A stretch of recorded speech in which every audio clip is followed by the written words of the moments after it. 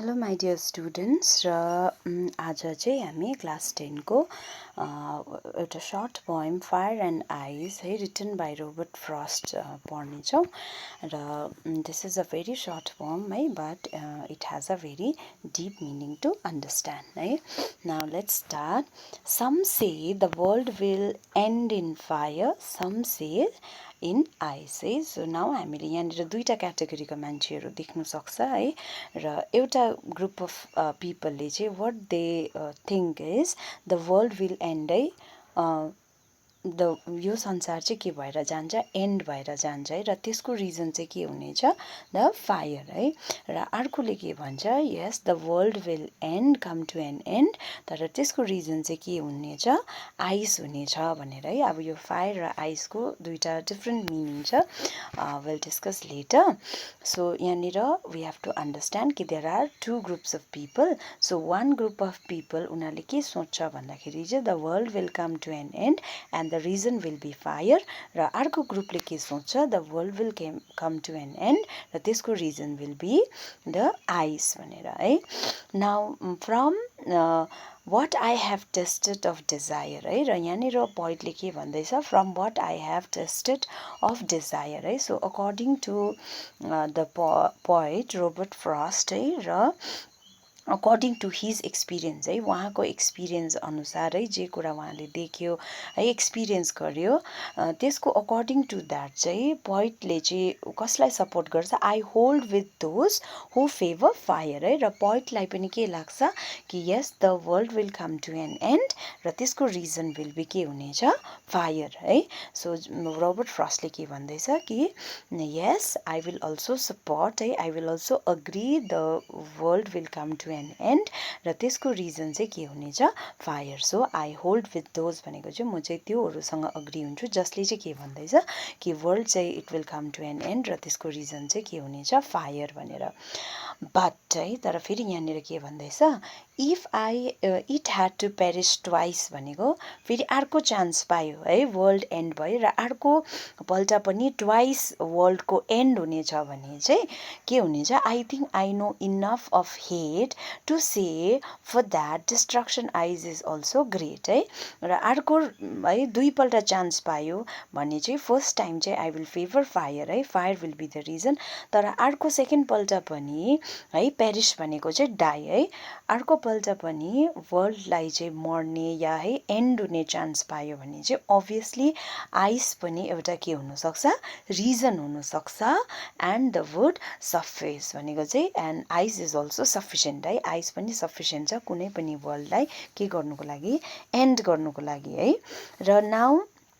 यहाँनिर we talk about two reasons होइन fire and ice भनेर है र फायरले चाहिँ के सिम्बलाइज गर्छ भन्दाखेरि मान्छेको डिजायर है डिजायर कस्तो हुन्छ नेभर एन्डिङ होइन मान्छेलाई लोभ भनेको कस्तो हुन्छ एउटा चाहियो मेरोमा अर्को भएको भए पनि हुन्थ्यो है मेरोमा यो चिज छ मेरोमा त्यो भएको भए पनि हुन्थ्यो भने so one after an another it keeps going on है growing on which is never ending emotions है र अकर्डिङ टु द पोइट कि वर्ल्ड चाहिँ कसरी एन्ड हुन्छ भन्दाखेरि कि वर्ल्ड चाहिँ केले गर्दाखेरि एन्ड हुन्छ the desire of the people होइन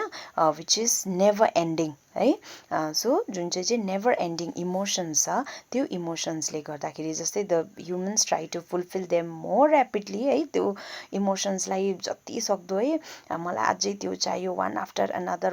अनदर त्यस्तो हुँदै हुँदै जाँदाखेरि चाहिँ मान्छे त्यो साइकलमा ट्र्याप्ड हुन्छ र मान्छे कस्तो हुन्छ सेल्फिस हुन्छ मान्छे क्रुएल हुन्छ र त्यही नै रिजन हुन्छ वर्ल्डको एन्ड भनेर होइन तर अर्को लाइनमा चाहिँ के भनेको छ but if I had to Paris twice होइन it had to Paris twice तर सेकेन्ड टाइम इफ होइन वर्ल्डलाई एन्ड हुनु छ भने चाहिँ है वर्ल्डलाई मर्नु छ एन्ड हुनु छ भने चाहिँ देन आइसको पनि त्यति नै क्यापेसिटी छ एज सिमिलर टु फायर है र आइसले चाहिँ के जस्तै फायरले चाहिँ के रिप्रेजेन्ट गर्दैछ द डिजायर होइन never ending emotions of a human being होइन जसले चाहिँ मान्छेलाई एकदमै ग्रिडी बनाउँछ है र अर्कोमा चाहिँ आइज भनेको र चाहिँ के भनेको छ भन्दाखेरि चाहिँ हेटफुल साइड्स अफ ह्युमन है रिजिड एकदमै hateful sides of human being होइन जस्तै मान्छे अब एकदमै हार्स हुन्छ होइन उनीहरूले अरूको फिलिङ्सको कदर गर्दैन होइन सो देन सो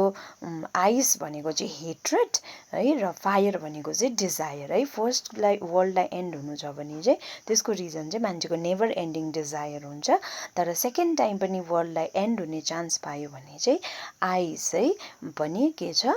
सफिसियन्ट छ एउटा वर्ल्डलाई एन्ड गर्नुको लागि चाहिँ अन्डरस्टुड सो आइज एन्ड फायर दुइटै नै फायर भनेको डिजायर र आइस भनेको चाहिँ के हो हेट्रेड होइन the wretched and hateful sides of a human being है र हेट्रेड पनि सफिसियन्ट छ यो वर्ल्डलाई के गर्नुको लागि एन्ड गर्नुको लागि चाहिँ इट इज सफिसियन्ट भनेर भन्दैछ होइन सो यसले चाहिँ पोएमले चाहिँ के मेसेज दिन्छ भन्दाखेरि चाहिँ कि हाम्रो ह्युमन इमोसन्स जुन चाहिँ छ ह्युमन डिजायर छ त्यसले चाहिँ हामीमाथि के हुँदैछ हाबी हुँदैछ रुल गर्दैछ होइन सो हामीले यो इमोसन्सहरूलाई कन्ट्रोल गर्नु सकेन भने हेट्रेडलाई हामीले कन्ट्रोल गर्नु सकेन हाम्रो डिजायरलाई हामीले कन्ट्रोल गर्नु सकेन भने है एकाअर्काको इमोसन्सको हामीले कदर गरेन भने चाहिँ यसले चाहिँ हाम्रो डल्लै लाइफलाई रुइन गर्छ नट ओन्ली हाम्रो लाइफ है तर वर्ल्डलाई नै एन्ड गर्ने चाहिँ यसकोमा के छ यो चाहिँ सफिसियन्ट छ भनेर भनेको छ understood so I hope बुझ्यो होला so with this I'll end this lesson